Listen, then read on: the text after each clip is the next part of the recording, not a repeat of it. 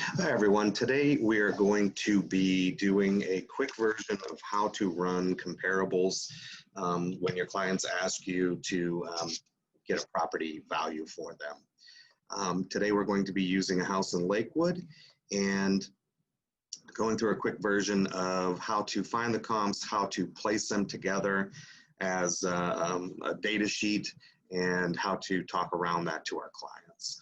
So the first step we're going to do is we're going to look up our original subject property, whether this was a listing or for our buyers.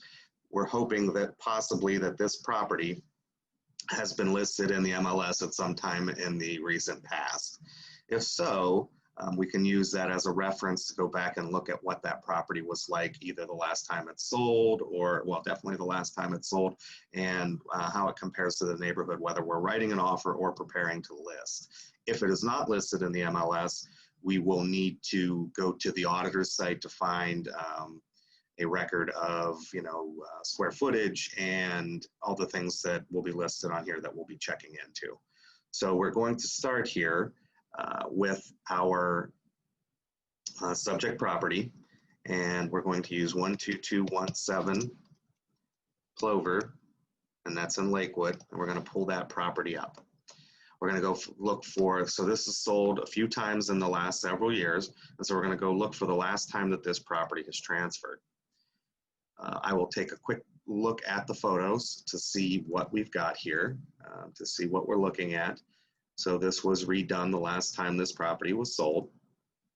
We're going to scroll through these, take a look and see what we've got. We've got 2 bedrooms, we've got a newer driveway, we've got new appliances, we have several things going on with this property that look pretty good. So we're going to keep this one up. The next thing I'm going to do is I'm going to go look at the tax information, which was clicked on right here on the parcel ID, and that's going to pull up a separate window. So we're going to look at this property and see just all the different information that they're going to provide on this. So the yearly taxes, we're going to see it's qualified as a single family residence, it's a Cape Cod, the actual square footage of the property, the square footage of the basement, the difference between what is listed in the MLS and what is listed in the tax record. So this may have changed because there were updates that aren't of record yet. There could be a lot of different things. We're going to look at the last properties, the last time it's sold over the years. We're going to look at what those prices were, who bought it, and we're also going to see the mortgage history. This may or may not be 100% accurate, but it is a nice little thing to look at to see, okay, well, this person owes $114,000 on the house. So we're going to go through these. We're going to keep this up to look at. So this is our reference. And we're going to go back to our subject property here. I'm going to hold down the control button and click my matrix one more time. And it's going to give me another screen. So I always have my subject property page to go back to and my subject property tax record to go back to as I'm comparing properties. Now, when we get back to our new clean page that is going to be used for our search, we're going to go to the search tab and we're going to click on residential because we're only doing a single family home. If we were looking at multifamily, if we were looking at land, if we were looking at commercial, you can also do a cross property. If it's a unique property, you can search all the way across all different types of properties, whether that be apartments or multi-unit buildings, commercial storefronts, everything can be in there. So this allows us to be a lot more specific as we need. Now, the first thing I'm going to do is make sure that I click on single family because this is single family only. We don't want to compare it to condos. And I'm going to click on pending, expired, under contract, and sold for now. And the whole idea when we're doing this is for us to find a range of where our property sits. We're going to be looking for the high end, the low end, and the middle of where properties list that are comparable in this neighborhood or where they sell. So the first thing I'm going to do is go to this search tab here, and it's going to search within a quarter mile of the property.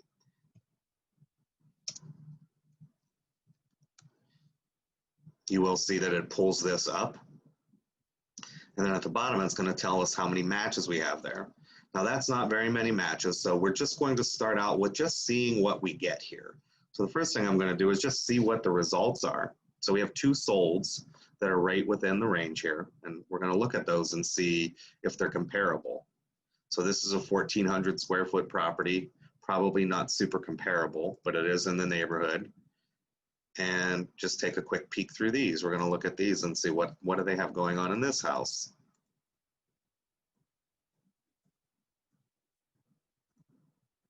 Much bigger, very different style house, so probably not the best kind of comparable. We're going to go back to our single line display and look at the second property. Second property is on Dowd. It's 1,700 square feet, which is much, much larger than the subject property. And we're going to look at what's going on in this house. Oh, wow. Now this property was virtually staged. Older kitchen, nice layout. Again, much, much larger than what our subject property is here.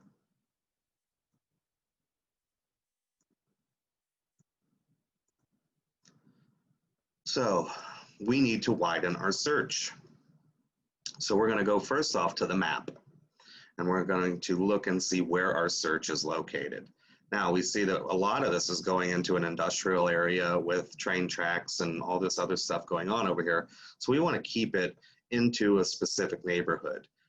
If at all possible, a lot of times you don't want to cross a major highway, but we can look maybe to Bunce and to Madison Avenue and see what's sold in the area in the recent past. The goal here is to stay as close in proximity to the house and in square footage and amenities and everything that they have to our comparable properties.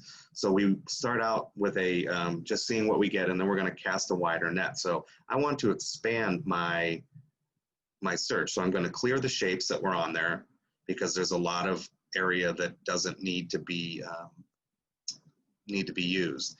So we're going to start out trying to stay pretty close. So we're going to go maybe up to Lewis Drive, to Lakewood Heights Boulevard, up to Madison, and stay within our square here. And let's see what we get here. So we're going to go back to our results. And we see a house here that's 1,500 square feet, which is much bigger than mine.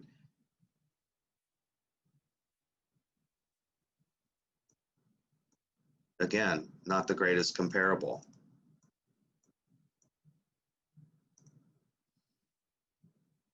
So we're going to go back to our single line and see. And remember, we're looking for sold properties here. Anything that is active is pie in the sky. This is what we're hoping that the property will sell for when we list them. But sold properties are what dictate the prices of the neighborhood. We have a property on Chestnut at 1,100, so that's more of a comparable. Let's see what we've got going on here. Carpet, old kitchen, needs a lot of updates. Original cabinets, well, 50s cabinets. Comparable in size, so that might be a comparable. This is under contract, so we don't know what it's sold for yet, but it is an indicator that things are going under contract when listed at that price. This one is under contract. This is on Clarence. We're at 1,800 square foot per the owner, which always throws me off a little bit. So we're going to go check and see what the actual square footage is before the owner changed it. So the tax record is saying this is an 1,100 square foot property, and the owner is saying it is 1,800 square foot. Where he added that square footage and whether it is real square footage remains to be seen. So I'm going to consider this as a comparable property at this point until I see maybe an addition put on or an extremely finished area that didn't exist before.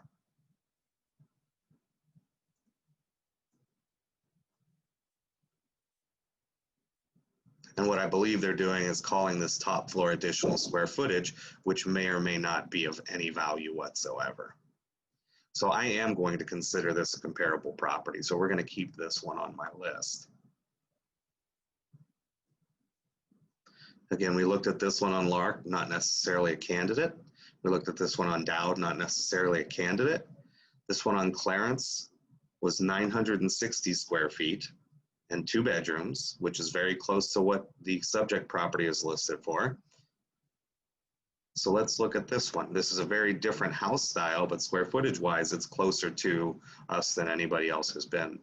And this is a very unique property that was done very uniquely and done well. Wow, great kitchen and living area. They have a lofted bedroom, laundry,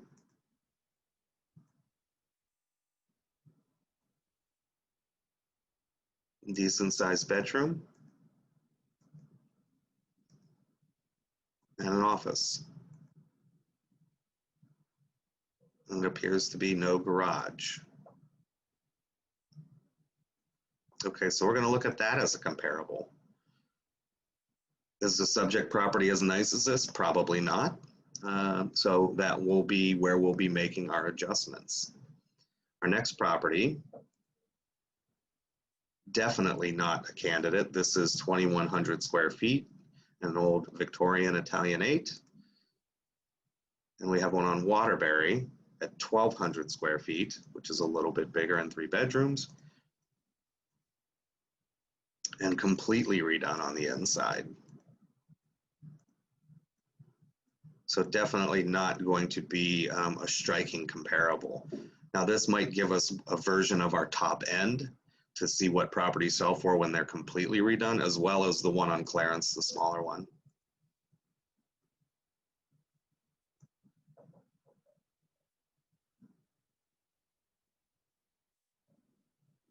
Very nicely done. We're also looking at this sold in 2 days. So properties that are done very well are sold in 2 days. Now, I'm not loving what I'm seeing thus far. Nothing has really jumped out to me yet.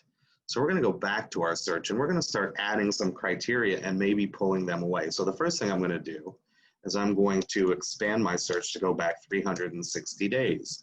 The sold here tells me it's going to go from 0 to 360 days sold.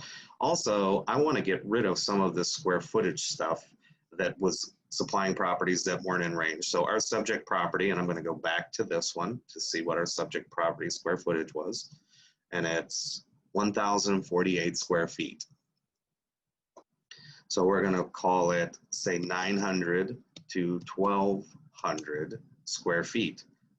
And that brings us to 3 properties in the area. So let's see what we have here. So we have 1 under contract, 1 sold,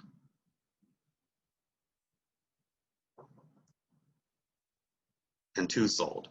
Again, I'm not loving what we're seeing here on these properties. So we're going to probably expand our search out a little bit just to see if we can find anything that was comparable, maybe in the last 500 days. So that gave us 3 more. Now we're getting a little further out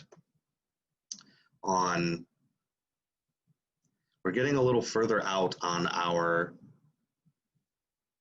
timeline, but still, if it's a viable comparable within a year or year and a half, that still might make some sense. So we're going to go to our single line display and just see what we've got here. So we've got, oh, we have 1 on our street. That's even better. So we have 1 on our street, and we have a couple in those areas. And so let's see what we've got here. So we've got 1 under contract at $1,195. We've got 1 at 1,200 square feet. Let's see what this does. Very much needs a lot of work. We have 1 on our street that is very similar in square footage, that has radiant heat, a decent kitchen,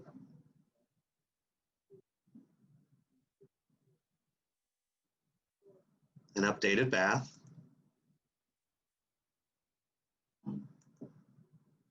and similar upstairs to what we've got in our subject property.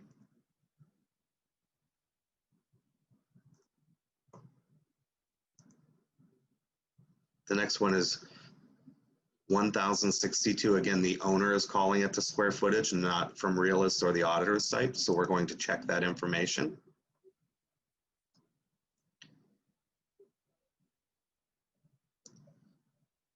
So the actual square footage of this property is 762 square feet. We need to see where they're getting this extra square footage from.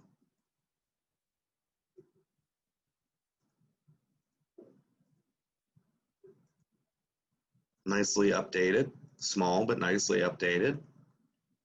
They put in luxury vinyl flooring. And my guess is they finished something up in the upstairs of the house that wasn't finished before.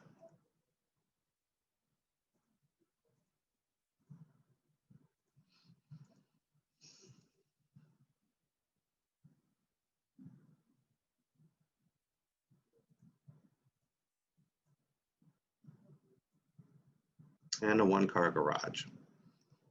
I would call that a comparable for sure.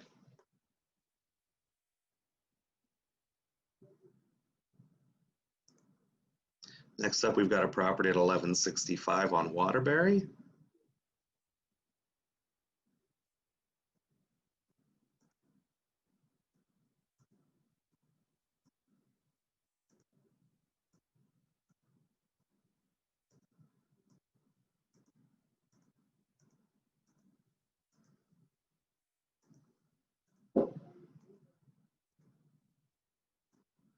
And a semi-finished basement with a full bath in the basement. That's a nice add. And a nice, almost two-car garage. So I call that a comparable. And then we have our property again. So I feel pretty good about the properties that we have listed right here.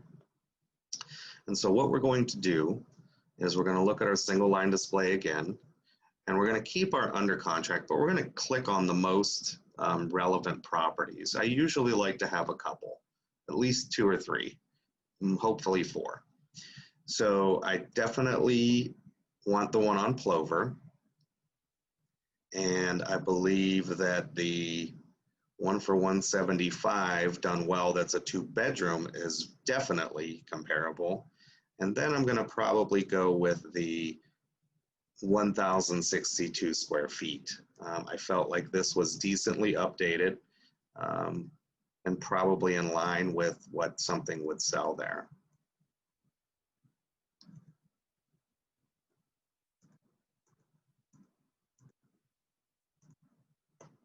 And so we're going to click on this one as well.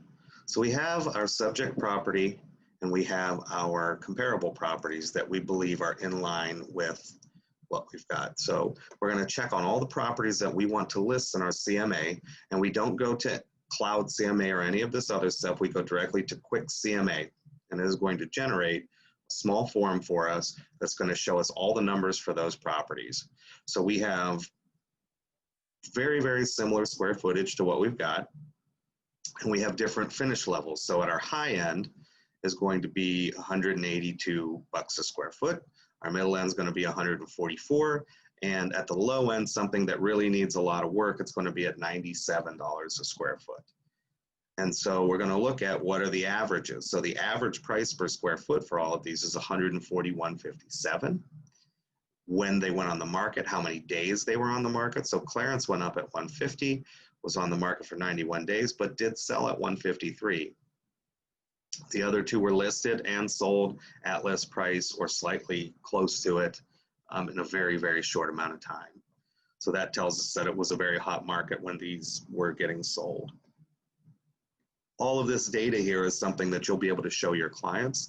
You can post, you can print all of these out to show them the photos of what the comparable properties look like. But this is all that we want to give to our clients right now at this point. It's enough information to be able to speak to it and paint the picture of what we think the value is. So we're going to look back at our subject property. And so the square footage on this, we're going to call it 1048. And we're going to multiply it by our different price per square foot. So our average says it's at 141.57. So 141.57 times 1048 on the square footage tells us that our property should be at 148,365. Now let's go back and look at our subject property.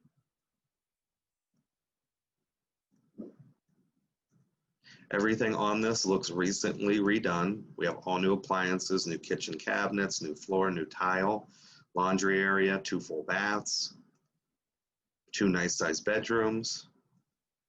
But we are not as nice as the properties, some of the properties that are on our list. While this is smaller, the finishes in here dictate that it is very high-end finishes, very quality materials, and that's going to push up that price per square foot. So we don't want to be there. Our middle property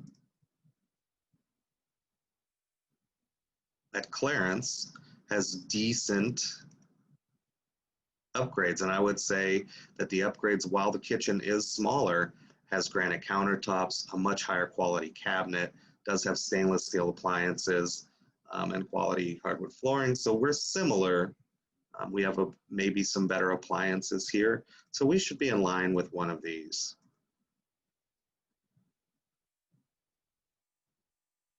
We can't see the bathrooms in our subject property, so we'll have to see that when we go over there.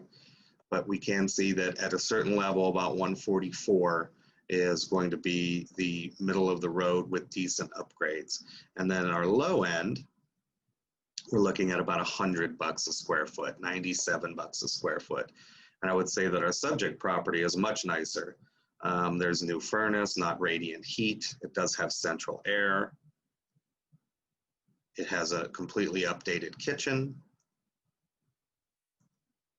2 full baths.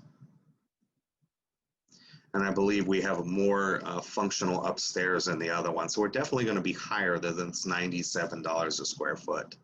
So we are as nice as our subject property at 141 square feet. But I think because it's a little bit smaller, we need to discount that a little bit. So what we're going to do is we're going to maybe say, let's try it at 135 a square foot times 1048. And that feels a little more realistic.